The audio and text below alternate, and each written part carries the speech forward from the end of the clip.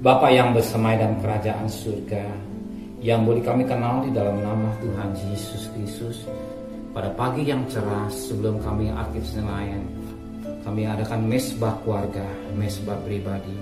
Dan saat ini sebelum kami rindu untuk mendengarkan renungan firman-Mu, dan kami boleh naikkan pujian penyembahan, naikkan doa syafaat kepada Engkau. Roh Kudus tetap mengurapi hamba-Mu, mengurapi kami, biar setiap perkataan menjadi berkat buat kami. Haleluya. Amin. Shalom. Pagi temu dalam kasih Tuhan Yesus Kristus. Hari ini kita akan membaca Yeremia pasal 31. Pasal 31 ayat pertama sampai ayat 40. Tapi saya bagi dua, ayat pertama sampai ayat yang ke-15, dan besok kita lanjutkan ayat 16 sampai 40. Yeremia pasal 31 ayat pertama sampai 15. Perjanjian baru. Pada waktu demikian firman Tuhan, aku akan menjadi Allah segala kaum keturunan Israel, dan mereka akan menjadi umatku. Begini firman Tuhan yang dapat kasih karunia di padang gurun, yaitu Tuhan bangsa yang terluput dari pedang itu. Israel berjalan mencari istirahat bagi dirinya. Dari jauh Tuhan menampakkan diri kepadanya. Aku mengasihi engkau dengan kasih yang kekal, sebab itu aku melanjutkan kasih setiaku kepadamu. Aku akan membangun engkau kembali sehingga engkau dibangun, hai anak darah Israel. Engkau akan menghiasi dirimu kembali dengan rebana, dan akan tampil dan tarian orang yang bersukaria. Engkau akan membuat kebun anggur kembali di gunung-gunung Samaria. Ya, orang-orang yang membuatnya akan memetik hasilnya pula. Sungguh akan datang harinya bahwa para penjaga akan berseru di gunung Efraim. Ayo, marilah kita naik ke Sion, kepada Tuhan Allah kita, sebab begini firman Tuhan, bersorak-soraklah bagi Yakub dengan sukacita, bersukacitalah tentang pemimpin bangsa-bangsa. Kabarkanlah, pujilah, dan katakanlah Tuhan telah menyelamatkan umatnya, yakni sisa-sisa Israel. Sesungguhnya aku akan membawa mereka dari tanah utara, dan akan mengumpulkan mereka dari ujung bumi. Di antara mereka ada orang buta dan lumpuh, ada perempuan yang mengandung bersama-sama perhimpunan yang melahirkan. Dalam kumpulan besar mereka akan kembali kemari. Dengan menangis mereka akan datang, dengan hiburan aku akan membawa mereka. Aku akan memimpin mereka ke sungai-sungai di jalan yang rata, di mana mereka tidak akan tersandung. Sebab aku telah menjadi bapa Israel. Efraim adalah anak sulungku. Dengarlah firman Tuhan, hai bangsa-bangsa. Beritahukanlah itu di tanah-tanah pesisir yang jauh. Katakanlah, dia yang telah menyerahkan Israel akan mengumpulkannya kembali, dan menjaganya seperti gembala terhadap kawanan dombanya. Sebab Tuhan telah membebaskan Yakub, telah merebusnya dari tangan orang yang lebih kuat daripadanya. Mereka akan datang bersorak-sorak di atas bukit Sion. Muka mereka akan berseri-seri karena kebaikan Tuhan. Karena gandum, anggur dan minyak, karena anak-anak kambing domba dan lembu sapi. Hidup mereka akan seperti taman yang diairi baik-baik. Mereka tidak akan baik lagi merana. Pada waktu itu anak-anak darah akan bersukaria, menari beramai-ramai. Aku akan mengubah perkabungan mereka menjadi kegirangan, akan menghibur mereka dan menyukakan mereka sesudah kedukaan mereka. Aku akan memuaskan jiwa para imam dengan kelimpahan, dan umatku akan menjadi kenyang dengan kebajikanku. Demikian firman Tuhan. Begini firman Tuhan, dengar di Rama terdengar ratapan tangisan yang pahit pedih. Rahel menangisi anak-anaknya. Ia tidak mau dihibur karena anak-anaknya, sebab mereka tidak ada lagi. Oke, kita perhatikan suatu nubuatan yang disampaikan Nabi Yeremia pada ayat 15 ini. Begini firman Tuhan, dengar di Rama terdengar ratapan tangisan yang pahit pedih. Rahel menangisi anak-anaknya. Ia tidak mau dihibur karena anak-anaknya, sebab mereka tidak ada lagi. Suatu nubuatan yang disampaikan Yeremia digenapi pada zaman Yesus, di mana Yesus saat itu dia lahir, dikatakan di Bethlehem, dikatakan dalam Matius pasal yang kedua ayat 17-18. Dengan demikian genaplah firman disampaikan oleh Nabi Yeremia. Terdengar suara di dalam tangis dan ratap yang amat sedih. Rahel menangis anak-anaknya dan ia tidak mau dihibur sebab mereka tidak ada lagi. Kenapa terjadi saat itu?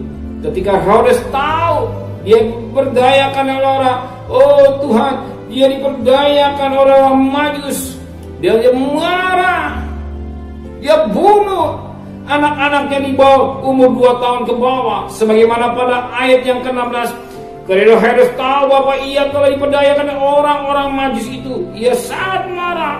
Lalu Herodes menyuruh membunuh semua anak di Bethlehem dan sekitar, yaitu anak-anak yang berumur 2 tahun ke bawah, sesuai dengan waktu yang dapat diketahuinya dari orang-orang Majus itu. Dengan demikian genaplah firman yang disampaikan oleh Nabi Yeremia. Terdengar suara dirana, tangis dan ratap yang amat sedih.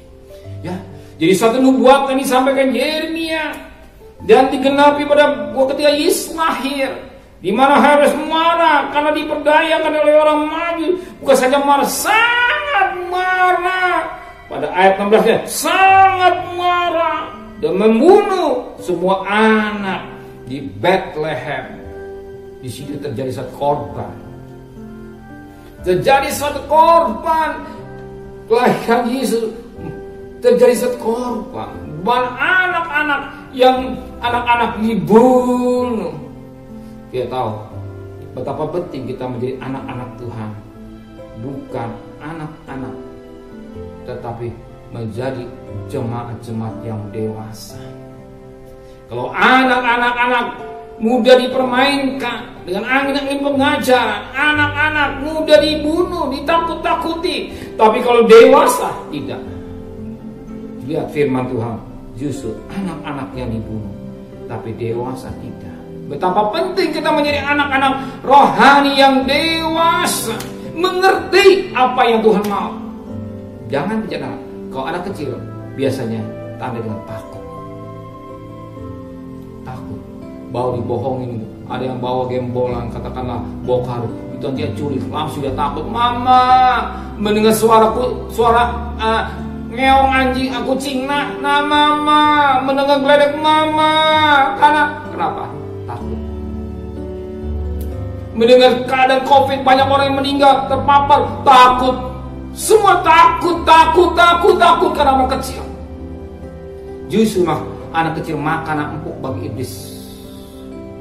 Anak kecil makanan empuk bagi, kalau Kristen kita anak-anak kita makanan empuk bagi iblis. Supaya kita takut, supaya iman kita goyah, supaya kita meninggalkan, kita ragu akan Tuhan. Kalau kita dewasa tidak, orang dewasa lain. Kedengar suara anjing menggong dia nggak takut, suara kucing dia nggak takut, suara singa yang ompong nggak takut, karena dia tahu. Ingat itu tidak kemampuannya. Kenapa? Ingat Daniel itu. Ya. Daniel di gua singa. Ternyata singa itu ditopang oleh Tuhan. Dan tidak takut. Karena kenapa? Daniel percaya bahwa Tuhan besertanya. Daniel percaya bahwa Tuhan besertanya. Kenapa? Daniel dewasa. Kita Kristen yang anak-anak kita mudah dipermainkan oleh angin-angin pengajaran. Sebab kalau kita jadi Kristen yang anak-anak kita mudah ditakut-takuti, ya, dibuat kita menjadi cemas, membuat kita stres, membuat kita bingung. Tapi firman Allah kata, jangan takut, selalu kata, jangan takut, aku menyertai engkau sampai kesudahan akhir zaman. Amin. Tuhan menyertai saudara sampai kesudahan akhir zaman.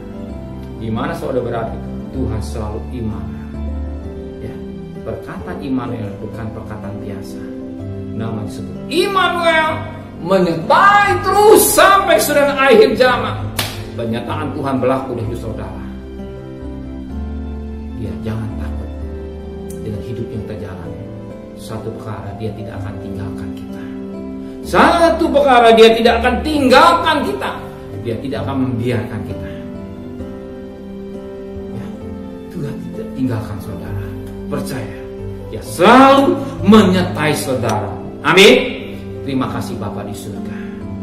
Hari ini Kau ingatkan kami betapa penting kami menjadi Kristen yang dewasa. Kalau kami Kristen, anak-anak muda dipermainkan oleh angin-angin pengajaran yang membuat kami takut, membuat rohani kami dibunuh, membuat rohani kami dibunuh sehingga kami tidak bisa berbuat apa-apa. Tetapi kalau kami dewasa, kami bisa menghadapi tantangan hidup. Karena dewasa, kami tak perlu takut. Kami percaya Tuhan tidak akan tinggalkan kami. Bukankah firman-Mu berkata dalam Ibrani 13 ayat 5, Tuhan sekali-sekali tidak tinggalkan saya. Tuhan sekali-sekali tidak membiarkan saya. Bahwa Tuhan adalah penolong hidup saya. Kami serahkan keluarga kami serahkan anak-anak kami, hidup kami sepenuh kepada Tuhan. Sebentar kami cari nafkah, kami percaya, kami serahkan hidup ini semua kepada Engkau. Tahu kebutuhan kami, Engkau sudah siapkan. Engkau Yehova Jireh. Dan kami juga atas peraturan pemerintah, kami juga taat akan perhatikan protokol kesehatan. Rumah tangga kami tetap dalam lindungan Tuhan. Terima kasih Bapa, terima kasih Tuhan. Kembalikan kami pada besok pagi hari dan tubuh yang sehat dengan tidak kurang satu apapun juga. Sebagaimana firman-Mu juga berkata dalam Keluaran 8 ayat 22 dan 23, Keluaran 9 ayat 26, ada perbedaan orang Mesir dan umat Israel. Dan umat Israel ada di Goshen, tempat penggembala. Engkau gembala agung yang selalu melindungi kami semua. Kami serahkan tubuh jiwa roh kami kepada Tuhan. Pertebalkan iman kami kepada Engkau. Satu perkara, Engkau tidak akan tinggalkan kami. Tampung kami yang kuat dalam menghadapi hidup ini Tuhan. Terima kasih Bapa di surga. Kami teringat untuk Bapak Presiden, Wakil Presiden, para menteri, para gubernur, para bupati, para wali kota, para camat, para lurah, para RW, para RT, para medis, para relawan, para TNI, para Polri, bahkan mereka Tuhan yang bekerja keras di garis depan sebagai pejuang-pejuang yang gagah perkasa. Berikan kesehatan yang prima dalam hidupnya. Hikmat yang Kau berikan buat mereka semua sehingga dengan mudah virus ini kalahkan dan sembuh semakin banyak. Bahkan mereka mau taat melalui vaksin dan berjalan dengan baik Tuhan. Terima kasih Bapa di surga. Ya, terima kasih Tuhan. Dan kekasih, terimalah berkat nikmat dari Allah Bapa, cinta kasih sayang dari Tuhan Yesus Kristus, dan berkat Roh Kudus nyata saudara hari ini sampai Maranatha. Tuhan Yesus datang, yang cinta Dia katakan amin. Tuhan memberkati.